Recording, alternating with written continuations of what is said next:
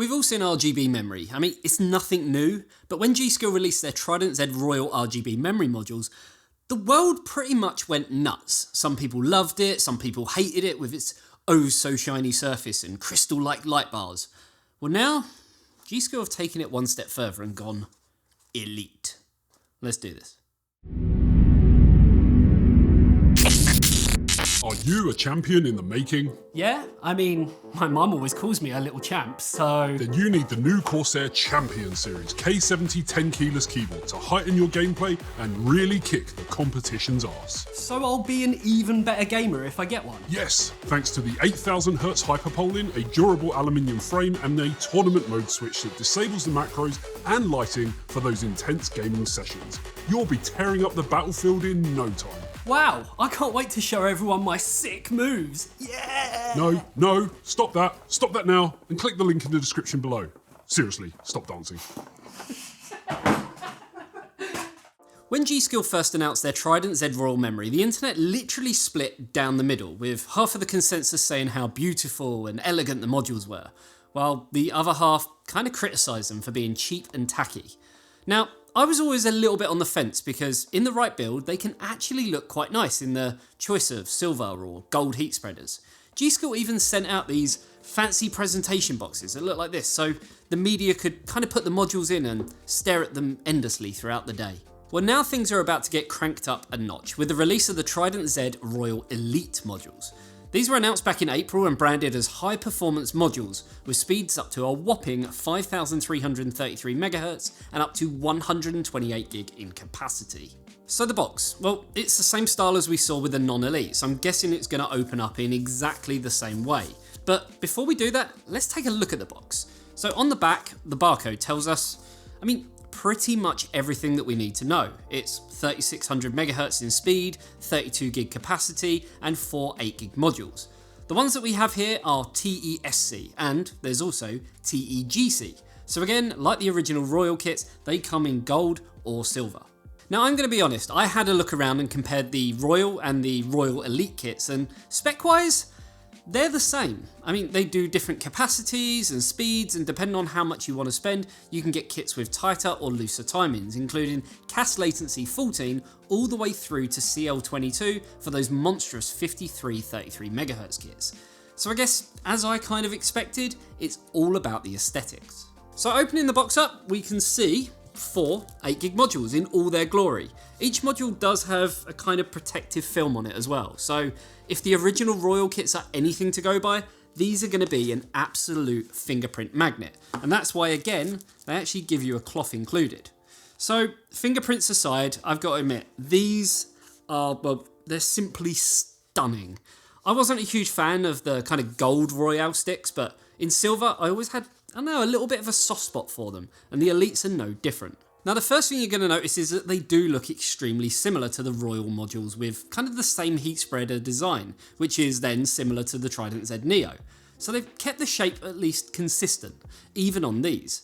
They are also hella shiny, and yes, I just said hella because, well, they are, and I'm cool.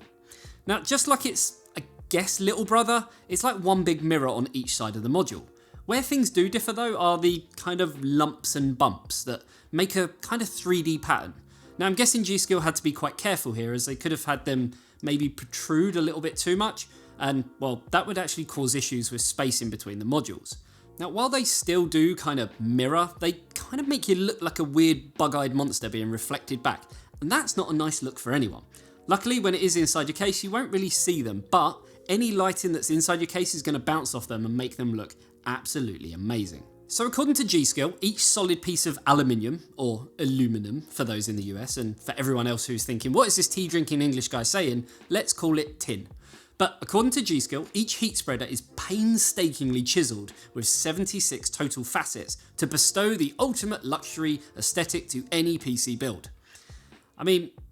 That sounds pretty heavy. I'm kind of imagining a guy in a mine somewhere with a hammer and a chisel, overworked and underpaid. I'm not saying G.Skill treats their workers badly, it was a joke, so hopefully you got that, even if it wasn't funny. Anyway, moving on. Basically what I'm trying to say is that the edge is are, well, consistent on every single module, so it's obviously done on a machine. But the intricacy still takes time, and when developing any product like this, time is money. Now, one thing I do like is the branding, or frankly, the lack of it. The original Royal kits had kind of great big lettering telling you the model name. These don't, they just have the G.Skill logo in the corner. And I kind of like that. It's nice to see something quite understated, even if the rest of the design is anything but understated. So lighting wise, it has the same 8-zone RGB crystalline light bar that spans the whole top of the module with its kind of jagged edge design. Some people have referred to it as kind of icy looking, and with products like the Palette GameRock GPUs on the market with the same design, at least there's now opportunity to match things up a little bit more. Now, I mentioned earlier that G.Skill sent over these presentation boxes to media, so it's only fair really if I grab it again, pop these modules in and see what it's all about. Don't you agree? So without further ado, let's see some Elite bling up in here.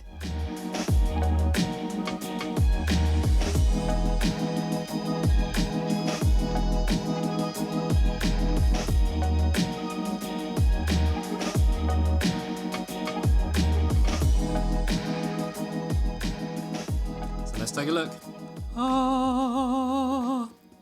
Come on, I had to do it.